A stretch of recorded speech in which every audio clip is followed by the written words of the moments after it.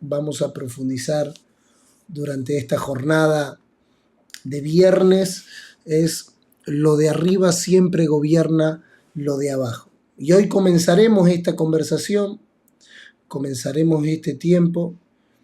No lo vamos a terminar hoy, sino que hoy va a ser la primera conversación dentro de esta serie que estamos trayendo los días viernes sobre hasta llenarlo todo de Cristo. Y dentro de ese marco, dentro de ese contexto, dentro de de esa serie, vamos a profundizar en lo de arriba siempre gobierna lo de abajo. Lo de arriba siempre gobierna lo de abajo. Vamos a leer, si tienen su Biblia allí o pueden acompañar la lectura, yo lo voy a leer. Colosenses capítulo 3, versículo 1 al versículo 4.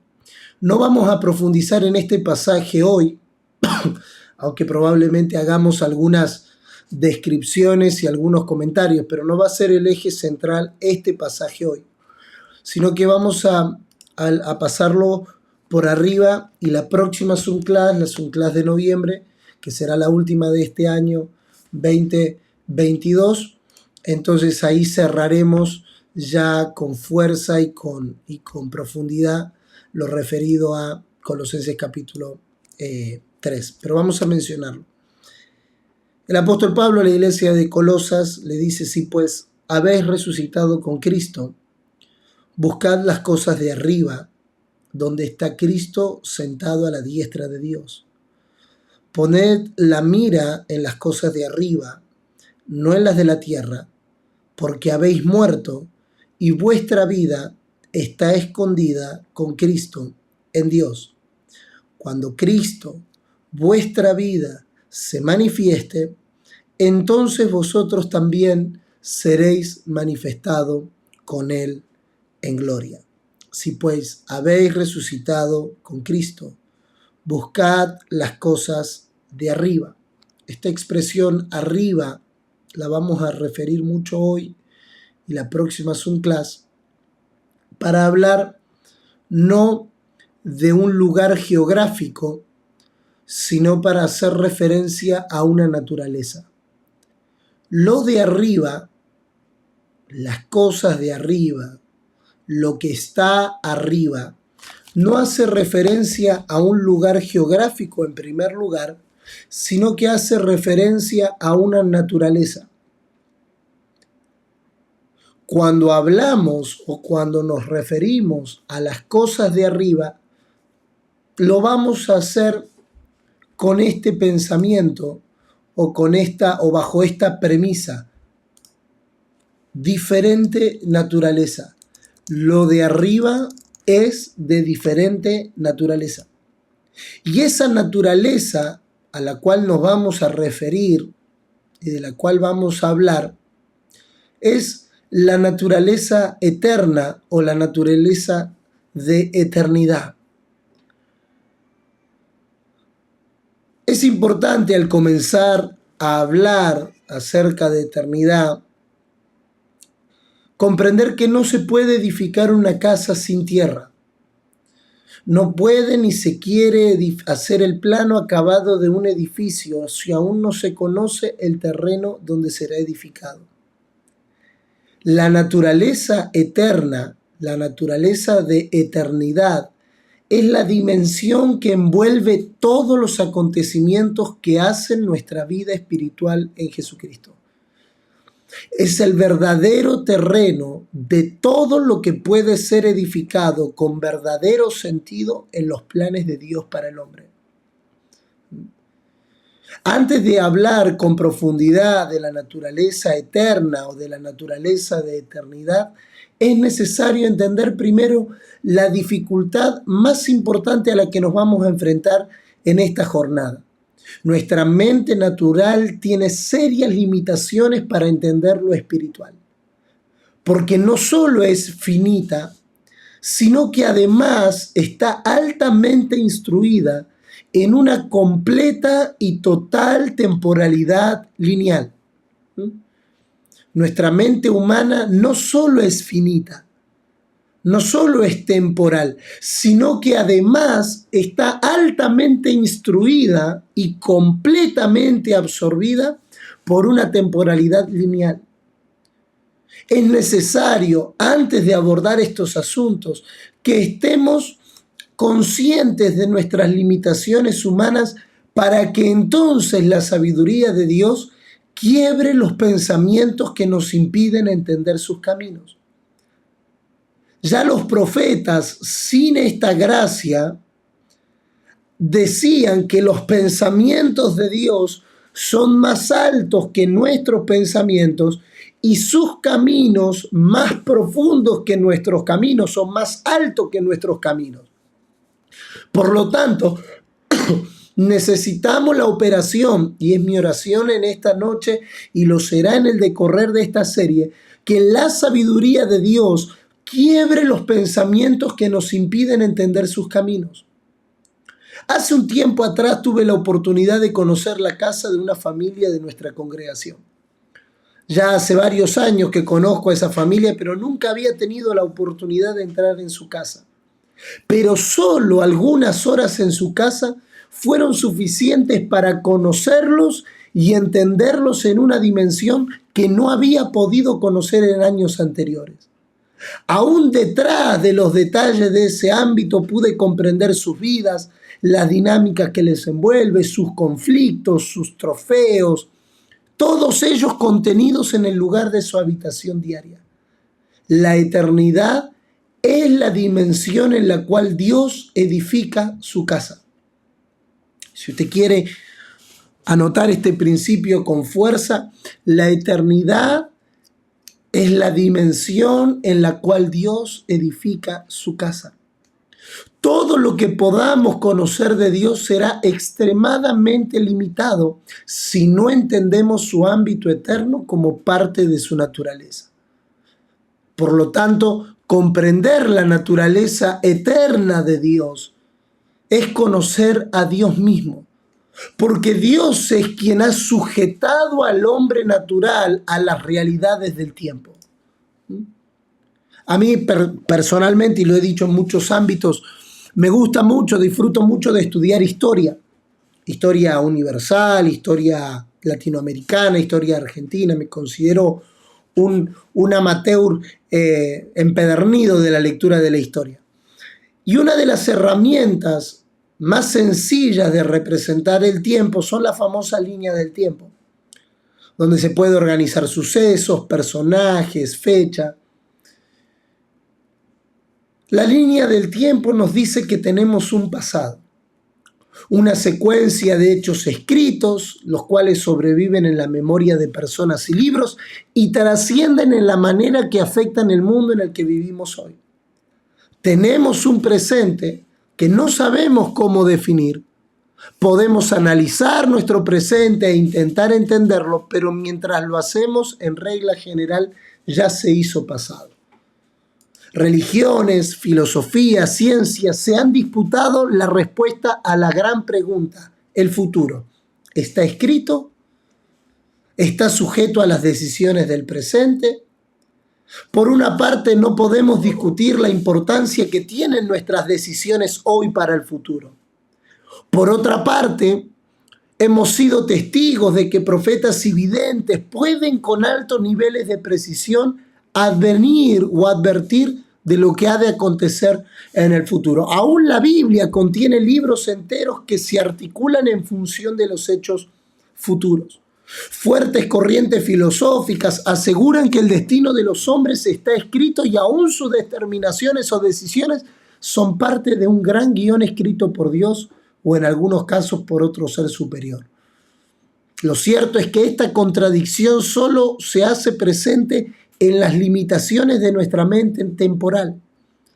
Lejos estaremos de explicar en una Zoom class la eternidad, porque iría en contra de la eternidad en sí mismo, pero solo quiero conversar con ustedes y bosquejar algunas ideas que demuestren nuestras limitaciones y que nos permitan abrir una puerta de revelación. Pero será al final una tarea del Espíritu, el bendito Espíritu de Dios, el poder comprender los asuntos espirituales y eternos. A eso el apóstol Pablo lo escribe en 1 Corintios capítulo 2, verso 16, y ustedes lo recordarán como la mente de Cristo. Aparentes contradicciones en referencia al tiempo se hacen presentes en las Escrituras una y otra vez.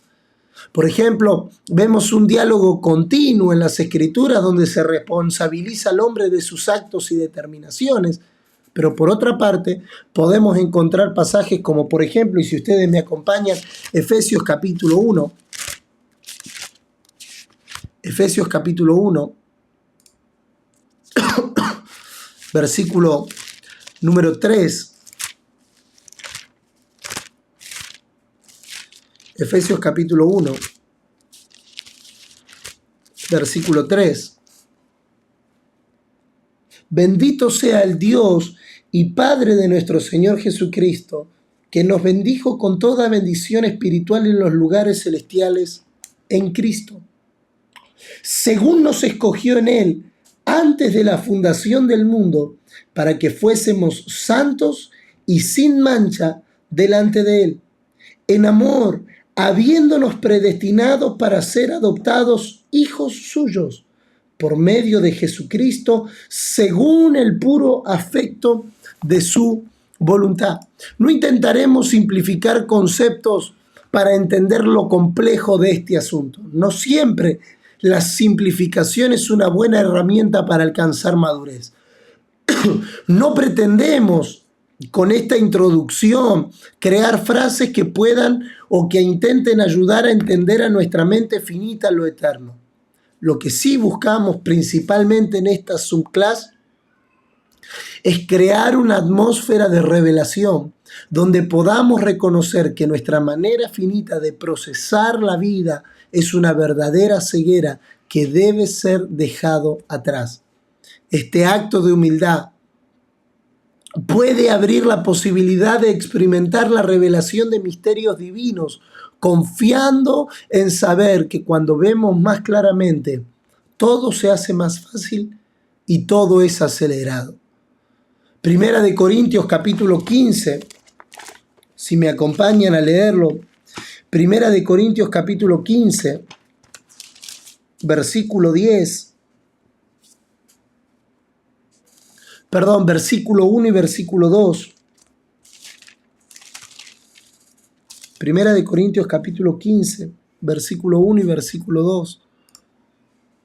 Además os declaro, hermanos, el evangelio que os he predicado, el cual también recibisteis, en el cual también perseveráis, por el cual asimismo, si retenéis la palabra que os he predicado, sois salvos, si no creísteis en vano. La predestinación es un concepto que ha sido difícil de procesar por siglos. Desde una visión temporal de la vida nos cuesta entenderla. ¿Es nuestra vida el resultado de la predestinación o el resultado de nuestras acciones y decisiones? En realidad, no existe tal contradicción. Pero vamos a preguntarnos como niño esto para poder arribar a un pensamiento de sabiduría de alta importancia en nuestras vidas. ¿Somos salvos por una decisión personal? ¿Hemos sido predestinados por Dios para ser salvos solo por la voluntad de Dios? Y si quienes alcanzan la salvación lo hacen por el poder de la predestinación, ¿en qué manera son los hombres responsables de su salvación? Probablemente usted nunca tuvo tanto tiempo libre como yo para pensar en estas preguntas. Pero el entendimiento del principio que sustenta esta pregunta es de alta importancia para todos los aspectos de nuestra vida. A veces nosotros queremos intentar responder preguntas complejas como estas rápidamente y de manera racional y cuasi matemática. Mi intención con esta breve introducción no es resolver puntos doctrinales, calvinismo, arminianismo, no es mi idea ni mi propósito. Pero sí proponernos, por lo menos en lo que de mí depende en esta noche, a elevar nuestra mirada. Porque cuando elevamos nuestra mirada, muchas de las dificultades para entender se disipan. Cuando elevamos la mirada, muchas de nuestras dificultades se disipan. El peor enemigo, y esta frase la he escuchado de mi papá hace un par de semanas atrás, y la repetí ahora en Miami el fin de semana pasado, y lo voy a repetir por lo menos por un tiempo más. El peor enemigo no es la necesidad que tenemos, sino la ignorancia de aquello que no entendemos.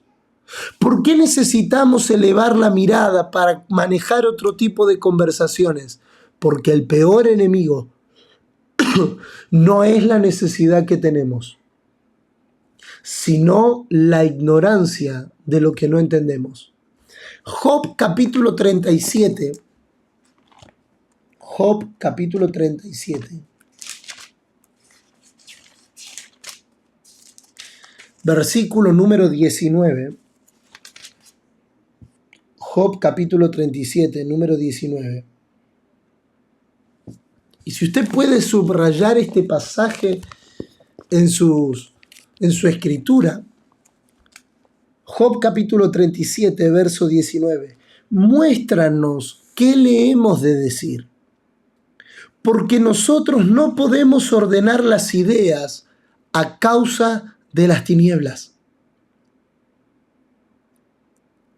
Nosotros no podemos ordenar las ideas a causa de las tinieblas. Esto lo dijeron los amigos de Job, es un clamor a Dios para convencer de alguna manera y poder cambiar la forma de pensar que había tomado Job acerca de un asunto puntual de la vida. Pero a todos nos ha costado en algún momento ordenar ideas en algún momento de la vida. Todos nos hemos sentido, hay una expresión muy argentina que es como bola sin manija. Todos nos hemos sentido a la deriva en algún momento. Y aquí los amigos de Job identifican cuál es la razón por la que una persona se siente a la deriva. Muéstranos qué le hemos de decir, porque nosotros no podemos ordenar las ideas a causa de las tinieblas. Sabemos que las tinieblas en las Escrituras significan ignorancia. Cada vez que nosotros vemos tinieblas, ausencia de luz, oscuridad, noche, cada una de estas representaciones en las Escrituras reemplazan la palabra ignorancia. Los amigos de Job están diciendo que le deben decir porque no pueden ordenar ideas por la ignorancia. Ellos ignoran lo que está pasando. Y si quiere anotar esta frase que será medular en esta noche, no podemos ordenar lo que ignoramos. Solo podemos ordenar lo que conocemos. No podemos ordenar lo que ignoramos. ¿Vio cuando usted escucha, por ejemplo, una enseñanza sobre el matrimonio? Y usted dice, wow, yo no sabía que mi matrimonio en base a esta palabra estaba desordenado. La ignorancia es un aliado del desorden y no puede haber orden donde hay ignorancia. A veces nosotros atacamos los síntomas. En regla general, cuando una persona en algún área de su vida experimenta algún tipo de desorden, el desorden está aliado con la ignorancia.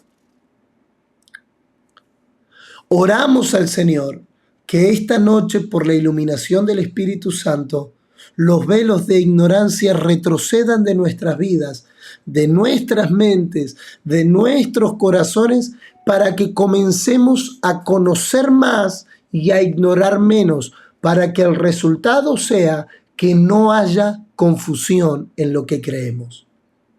Si estamos confundidos en lo que creemos, entonces deberemos de saber que el desorden estará a la vuelta de nuestra esquina. Génesis capítulo 2. Génesis capítulo 2. Génesis capítulo 2. Versículo 8.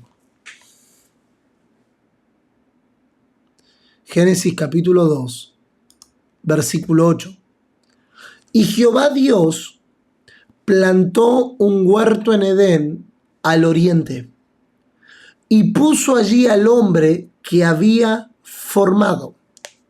Es interesante este pasaje porque a veces confundimos el Edén con el huerto. Decimos el huerto del Edén, pero la Biblia no dice no habla del huerto del Edén, como si el huerto se llamara Edén. La palabra dice que el Señor puso un huerto dentro del Edén. O sea, adentro del Edén había un huerto. Quizás hayamos pensado que había un huerto que se llamaba Edén. Pero, por ejemplo, usted y yo no vivimos en una huerta, aunque tengamos una huerta en nuestra casa. Isaías capítulo 43, verso 1 dice: ahora así dice Jehová, Isaías 43, 1, creador tuyo, oh Jacob, y formador tuyo, oh Israel. Retenga estas dos palabras, creador y formador. El hombre fue creado y fue formado. No temas, porque yo te redimí, te puse nombre, mío eres tú. Una de las razones por las que a veces el evangelio se vuelve impopular es porque es complejo. No hay otra explicación.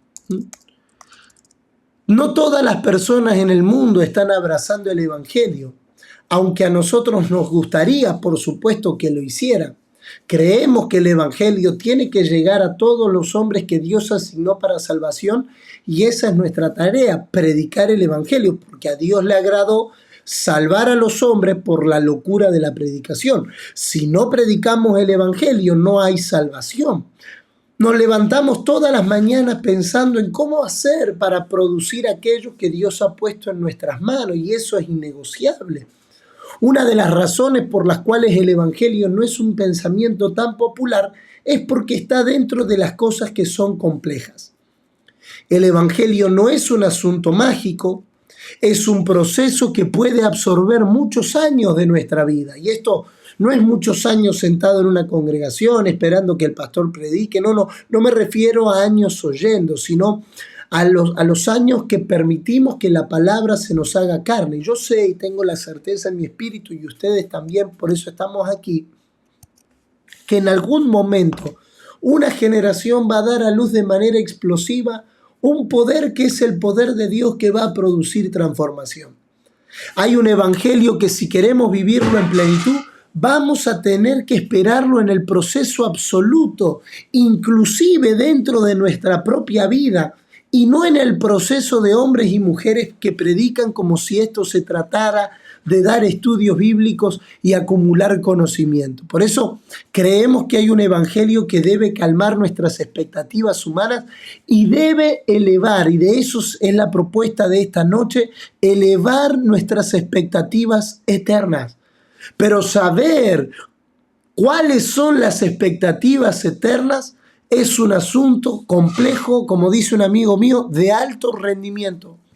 Porque el evangelio pertenece a las cosas complejas. Y vamos a tener que tomarnos el tiempo a los asuntos eternos si no queremos, hermanos queridos, padecer lo que otras generaciones han padecido. Nosotros podemos cortar, tenemos la oportunidad histórica, estamos en el tiempo, en la edad justa, nacidos en el lugar justo, estamos viviendo en el lugar del planeta que a Dios en su soberana voluntad le plació. Tenemos las condiciones económicas, sociales y políticas justas para que el evangelio produzca aquello que debe producir. No perdamos este tiempo en las banalidades de los pensamientos que no son eternos. Frente a lo que nosotros enfrentamos diariamente, queridos hermanos, intento hacerme la misma pregunta siempre. ¿Esto en qué suma a lo que estamos construyendo? Porque si vamos a predicar el Evangelio, y no necesariamente desde una plataforma, tenemos que creer que después de que hablemos, el mundo va a cambiar. Las personas van a creer y que cosas que parecen eternamente irresueltas, Dios las va a resolver pese a la posición que cualquier ser humano tome. Porque todo lo que Dios dijo, Él lo va a hacer. Sabemos que hemos sido llamados a predicar cuando tenemos esa esperanza. Por favor, entre nosotros hay pastores, hay predicadores de la palabra, hay maestros de la palabra. Nunca se pare en un púlpito a predicar si usted no tiene la esperanza y la convicción que la palabra que Dios le asignó tiene el poder de cambiar realidades temporales por la absorción de una realidad eterna.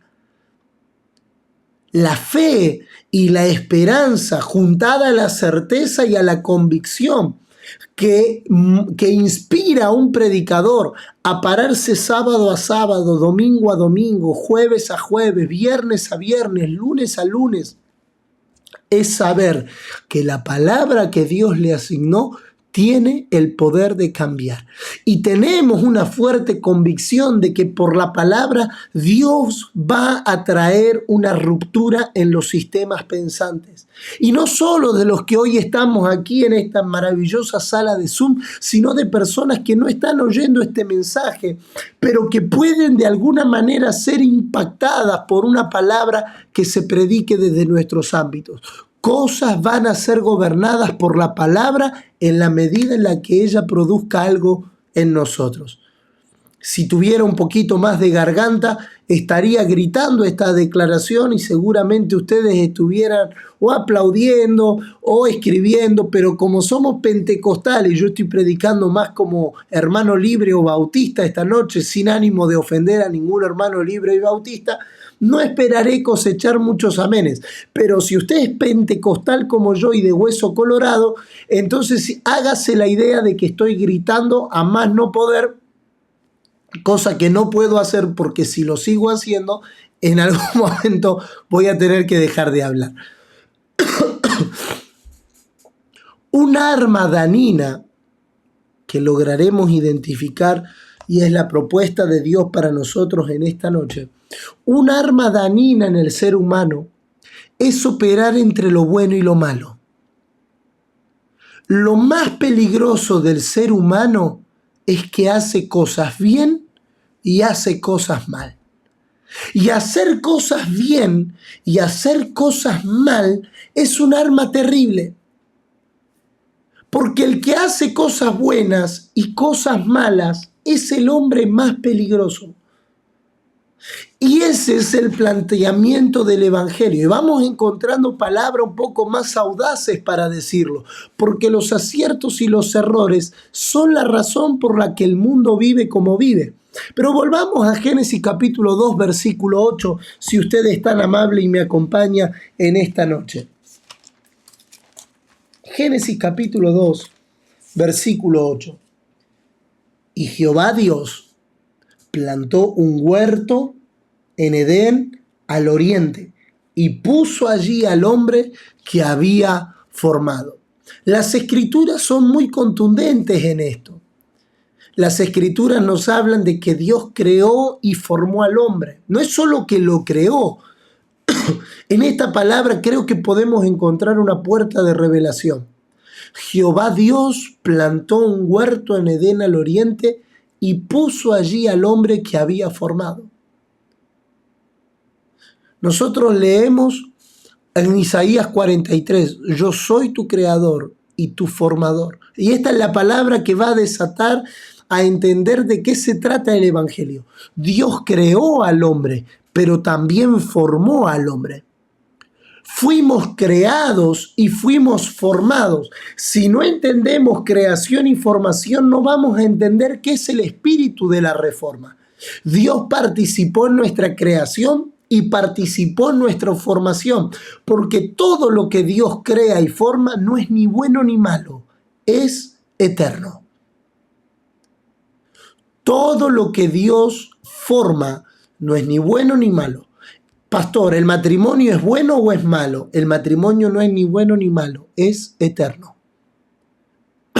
La familia, ¿es buena o es mala? Es eterna. La iglesia, ¿es buena o es mala? Es eterna.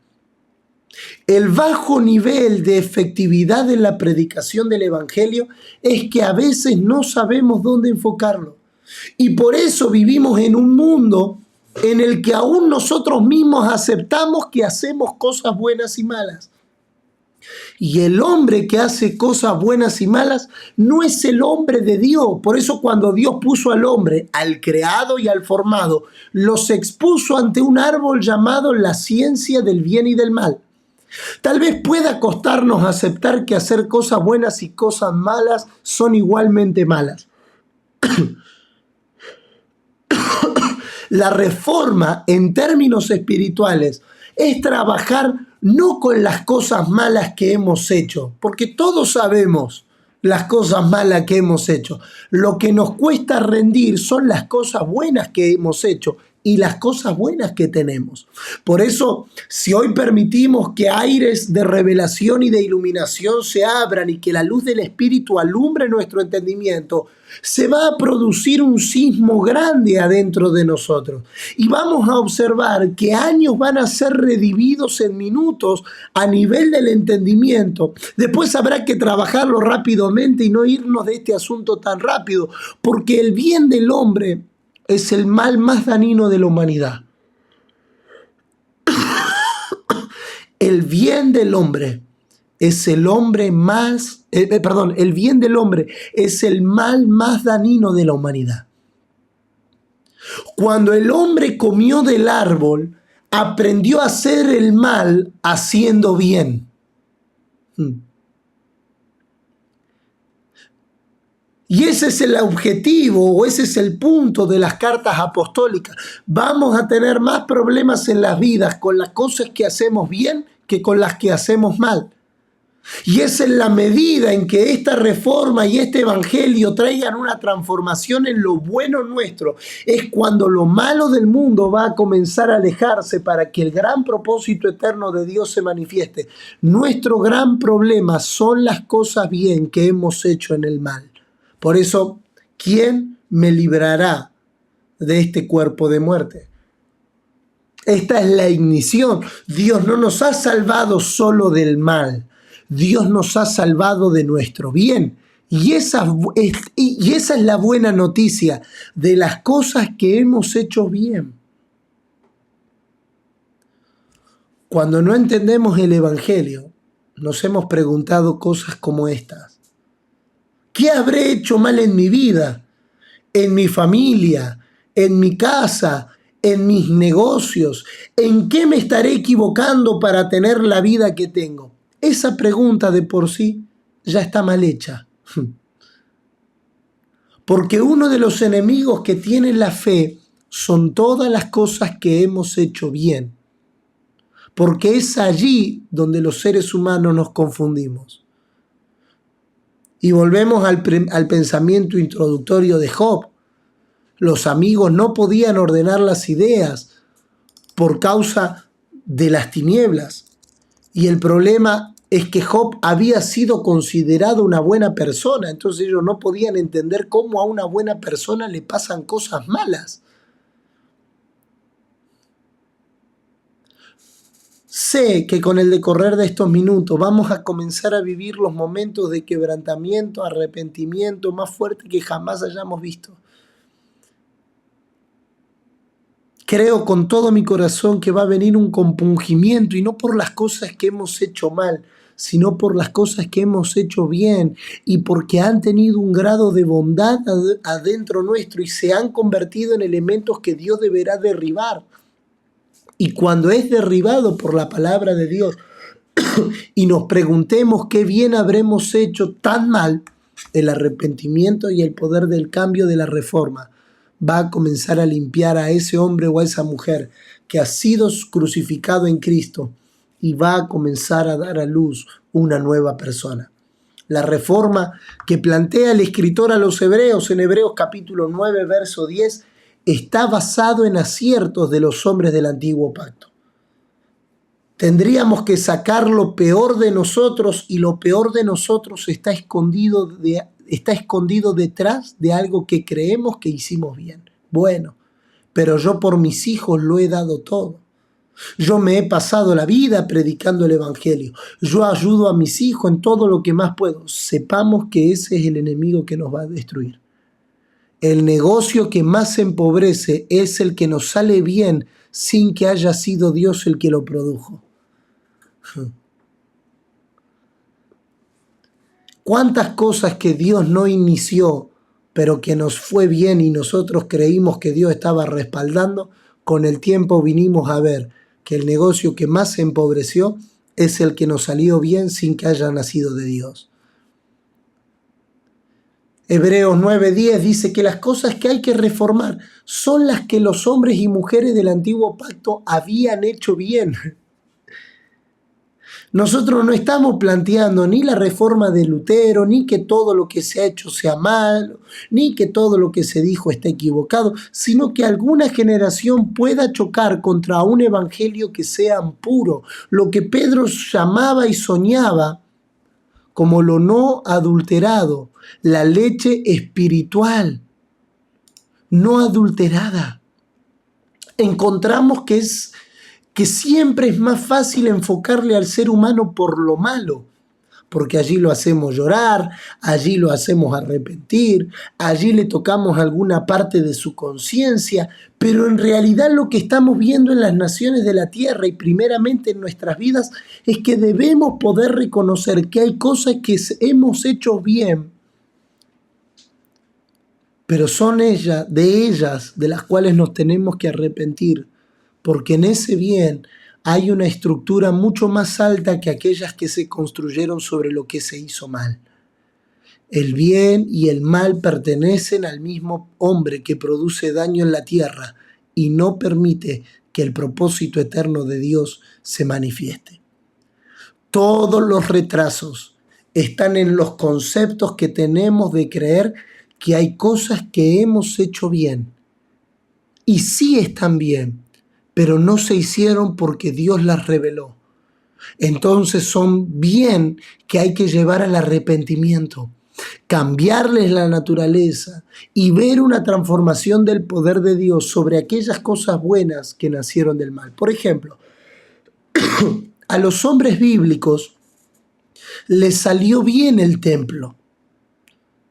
Cuando Salomón hizo el templo, cuando Herodes hizo el templo, le salió perfecto.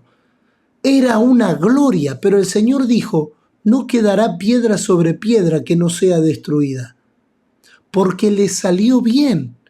La Biblia no nos plantea la reforma de Babilonia ni la reforma de Egipto, no nos plantea de la reforma de lo que se hizo con los asirios, no nos plantea la reforma de los pueblos que están bajo condenación. La Biblia nos plantea la reforma en Cristo. Cristo en la cruz vino a reformar las cosas que le salieron bien al hombre sin la naturaleza eterna de Dios. En este día, y oro al Señor que así sea, oramos que haya un cambio de enfoque en nuestro espíritu, porque hemos estado empujando el vagón del lado equivocado y hemos creído que yendo para el sur vamos a llegar al norte. Y no es así.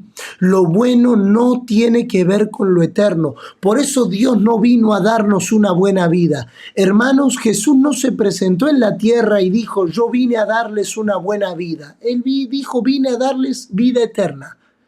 Porque lo bueno y lo eterno son de naturaleza diferente. Lo bueno, no estoy diciendo lo bueno y lo malo. Estoy diciendo lo bueno y lo eterno son de naturaleza diferente. Se pueden ver en estos días muchas tristezas en cosas que se han hecho bien, cosas buenas, Pero la fe no tiene que sonar positiva siempre. Lo positivo y la fe no tienen nada que ver. La fe no siempre tiene que sonar lindo. Algunos por la fe conquistaron reinos, otros por la fe murieron muertos por espada. La fe no siempre tiene que sonar lindo. Algunos por la fe emprenderán negocios, otros por la misma fe quebrarán los negocios. Pero la fe no tiene que ver ni con lo bueno, ni con lo malo, ni con lo bonito, ni con lo feo. La fe es eterna. A veces es bueno quedarnos en casa sin mucha alegría, pero con más profundidad en nuestros pensamientos, porque el positivismo es humano. Y eso no significa que no nos deje una sensación de fortaleza. Lo que estamos considerando es que las cosas que salieron bien, las que catalogamos como buenas, han escondido una serie de cosas que si por el Espíritu las podemos ver, se van a transformar. Y esa actitud de arrepentimiento, ese cambio de mentalidad, ese cambio de la naturaleza en nuestra forma de pensar, van a desatar una medida de gloria sobre nuestras vidas, que nos veremos abrumados sobre la intervención soberana de Dios. Dios no quiso reformar el templo que tenían los filisteos. Dios dijo, ahora ustedes son el templo del Espíritu. Algo que a Salomón le salió bien, algo que hizo bien, es lo que hay que transformar. Hay algo que se hizo perfectamente bien, pero no era la medida de lo que Dios quería para nuestra vida. Y hermanos, si algo no tiene la medida de Dios, por más que sea bueno, no es de Dios. Si algo no tiene la medida de Dios, por más que sea bueno, no es de Dios.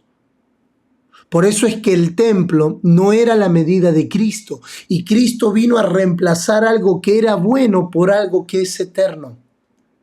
Un gran espíritu de seguridad, de certeza y de certidumbre de fe va a entrar en nuestras vidas, porque hay muchas personas dudando y con temor, que han hecho cosas bien, que están trabajando durísimo para hacer las cosas bien, están moviéndose para tener buena familia, buena casa, buena economía. Hay una gran sensación de inseguridad. Las personas no tienen plena certeza de lo que están haciendo, de que aquello que están haciendo va a permanecer en el tiempo. Y entonces nos aparece la pregunta, ¿estará bien lo que estoy haciendo? ¿Será que tomamos la decisión correcta? ¿Será que no le pifié a lo que decidimos hacer? Y Dios tiene que desenmascarar esto, porque detrás de algo que parece bueno se ha escondido un nivel de ignorancia. Pero estoy convencido, y es mi declaración en fe en esta noche, que Dios traerá luz en estos días, traerá luz sobre aquello que catalogamos de bueno, porque detrás de eso bueno se ha escondido tiniebla, se ha escondido un nivel de ignorancia que Dios va a romper y producir aquello que Él ha dicho. Y creemos que nosotros somos parte de esa generación. ¿Cuántos pueden decir amén allí donde se encuentran? No somos una generación buscando lo malo, porque lo malo es fácil de encontrar. No somos una generación buscando lo malo, pero sabemos que de lo malo se ha construido en nosotros una estructura idolátrica y de poder. A Israel no se le permitió ver a Cristo en todo lo bueno que le salió a Moisés, todo lo bueno que le salió a David, todas las cosas buenas que habían hecho los hombres históricos fueron un tropiezo para ver a Cristo. Por eso Pablo toma el principio en Corintios 10 y dice, y ellos no se dieron cuenta que la roca que les seguía era Cristo. Jesús no vino a competir con Abraham, con Moisés. A Satanás lo tuvo que enfrentar en la cruz donde nadie le tuvo que ver, pero en la tierra tuvo que confrontar con todo lo bueno. Y esa es nuestra batalla diaria. Diariamente nuestro tropiezo en el diálogo con personas cuando queremos encontrar resultados más contundentes es alguien que diga, yo hice una cosa buena, pero no sirve. La buena noticia, queridos hermanos, es que Dios no nos quiere dar algo bueno. Él nos quiere dar algo que tenga trascendencia eterna. Y nos dio su Hijo para que podamos verlo por fuera, pero por dentro de su Hijo hay algo eterno. Por eso es que el hombre creado es eterno y el hombre formado es pasajero. Porque hay dos versiones de una misma verdad. Dios creó al hombre en la eternidad y lo formó en la tierra. Hay dos versiones del ser humano. El hombre fue creado antes que el mundo lo fuera, pero fue formado cuando el mundo fue formado. Hay dos versiones de nosotros. La que fue creada antes de la fundación del mundo y una que se formó en el vientre de nuestra madre. Esos dos son los hombres que compiten dentro de nosotros. Y esto es el Evangelio, que el hombre formado no se coma al creado. Tenemos que sacarnos la pesada carga de que sintamos que debemos ser una buena persona. Tenemos que librarnos de que tengamos que ser en la vida una buena persona, porque los buenos siempre serán malos, pero los eternos siempre serán de Dios. Oh, bendito sea el Señor. Los buenos siempre serán malos. ¿Vio cuando usted va a votar y no sabe a quién votar? Bueno, ahora hay un lío en Brasil y no me voy a meter en eso y Dios me libre de meterme en ese lío en el que muchos se han metido. Uno que dice frente a una elección general, ¿voy a votar a quién? Ninguno de los dos son buenos, pastor. Voy a votar al menos malo. Yo no sé si en México, acá tengo a México, Holanda, adelante, no se usa esa frase también. Voy a votar al menos malo, no me convence ninguno, pero bueno, aquel robará, pero robará menos. Bolsonaro roba, pero roba menos que Lula.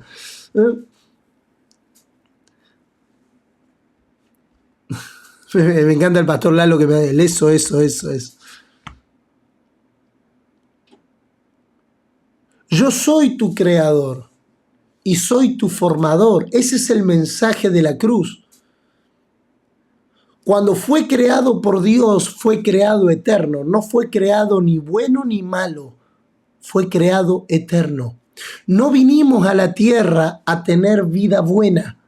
Vinimos a la tierra a tener una manifestación de la vida eterna. La razón por la que usted y yo somos peligrosos para el propósito eterno de Dios es porque queremos ser buenas personas. Dios nos ha dado tantas cosas para administrar en la tierra, tantas cosas que Dios ha puesto en nuestras manos, y cuando estamos a 2 minutos de ver la gloria, no se pierden en la maldad de la gente, se pierden en una especie de bondad que maravillosamente esconde aquello que Dios quiere manifestar. La esconde como si fuese una prisión. Las bondades humanas son los prisioneros de las añadiduras eternas que Dios quiere traer a nuestras vidas. La fe no debe sonar positiva. La fe es eterna. Por eso es que hay tanta gente en debilidad. Liberemos a aquel que esté con nosotros de ser buena persona. O que podamos decirle a nuestro cónyuge hoy que a partir de hoy no lo queremos bueno, lo queremos eterno. Que lo queremos con una vida eterna, porque el único cambio que produce Dios es sacarnos de ser una persona de aciertos y errores y llevarnos a ser una persona eterna, porque mientras que reconozcamos que somos buenos y malos, no estamos listos. Debiéramos levantar el mensaje de la reforma y seguir predicando un evangelio que anime a la gente. Cuando el hombre eterno aparece en la tierra, a ese hombre la Biblia le llama la nueva criatura. Es un hombre bueno, es una buena mujer con buenas intenciones. Pero si dejamos de intentar hacer lo bueno, Dios va a comenzar a manifestar lo eterno. Si hoy tratamos de renunciar a una buena idea de cómo deberíamos de hacer tal cosa, Dios vendrá con revelación y sabiduría de lo alto a cada uno de nosotros. Dejemos de acusarnos sobre nuestras aciertos y sobre nuestros errores. Rompamos esa balanza espiritualista que está siempre en nosotros. Bueno, pero yo hice esto, bueno, pero yo hice lo otro. Así como un equilibrista que no se podrá mantener por mucho tiempo. Las generaciones caminan pensando en aciertos y errores. Nuestros aciertos y errores son el peor freno de lo que Dios quiere hacer en esta generación. Dios no nos necesita ni certeros, ni correctos, ni buenos, ni malos. Él nos necesita caminando en lo eterno. Y esta es la vida eterna, Juan 17:3. Que te conozcan a ti. No que dejemos de hacer lo bueno y lo malo. Dejemos de hacerlo bien y comencemos a hacerlo de manera eterna. Esto significa que todo lo que hagamos con un espíritu eterno va a trascender a lo bueno y a lo malo. Nos va a posicionar donde el ladrón no hurta ni el orín corrompe. Dejemos de hacer lo bueno y de hacer lo malo, porque las dos cosas son igualmente malas. Tenemos que ver lo eterno. Cansa leer el currículum de los que escriben libros y al final del libro ver cómo terminan los que leen los libros, igual o peor que antes. Es hora de que los hijos de Dios tomemos una determinación con nuestros conceptos estructurados de pensar y comencemos a pensar en lo que Dios nos está hablando hoy en este tiempo de reforma. Estamos viendo algo bueno, algo que será de valor eterno, y las cosas eternas solo se ven cuando se mueren a lo bueno y a lo malo. La discusión ya no es si lo hiciste bien o si lo hiciste mal, la discusión es si lo hiciste eterno. Lo que voy a hacer ahora, ¿será bueno, será malo o será eterno? ¿Ve por qué Jesús pudo perdonar tan rápido los aciertos y los errores de sus discípulos? Señores, esos 12 discípulos con nosotros no duraban ni 45 minutos. ¿Ve por qué Jesús no disciplinó a Pedro cuando se equivocó? Si nosotros no hubiésemos enterado que Pedro nos hubiese negado, nunca le hubiésemos confiado nuestras ovejas. ¿Ve por qué Dios no cambió los planes con Pablo, porque era criminal? Saulo el asesino y Pablo el bueno son igualmente equivocados y no son eternos. ¿Se da cuenta por qué Jesús le dijo: si alguno de ustedes está sin pecado, que tire la primera piedra? Porque el adulterio literal, no literal, ni fuiste fornicario, no pasa por un asunto teológico o dogmático.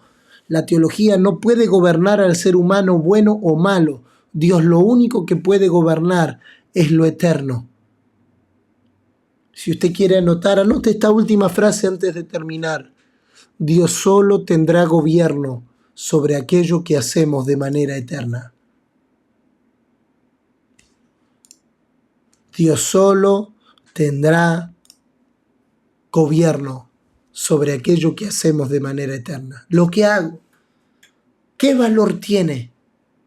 ¿Me hace mejor persona o eleva mi eternidad? ¿Me hace tener un sentido de trascendencia? Algún día podré depositar al formado en un cementerio, pero el creado haber sido sembrado de manera eterna en mi generación. Porque el bueno y el malo está en el formado, pero el eterno está en el creado. Cuando en las Escrituras Dios dice que creó al hombre, esa palabra creó es bará. Significa que cuando Dios creó no había nada. Por lo tanto, cuando Jesús dijo en Juan capítulo 4, verso 4, no solo de pan vivirá el hombre, sino de toda palabra que sale de la boca de Dios, no es un versículo para traer buen ánimo, sino que hay un hombre y una mujer creada en nosotros, que vive aunque no exista nada en el universo, porque antes de que todo existe, ya existíamos. Dios nos creó cuando no teníamos ni sol, ni luz, ni comida. Por eso que el creado vive de la palabra que sale de la boca de Dios, y el formado sale o vive de sus propias limitaciones. Alcemos la mirada. Si pues habéis resucitado con Cristo, no te enfoques en las cosas buenas o en las cosas malas. Enfócate en las cosas de arriba. Enfócate en las cosas de otra naturaleza, porque allí es donde habita el creado. crezcamos, no en el formado, crezcamos en el creado, para la gloria de Dios en Cristo Jesús. Amén.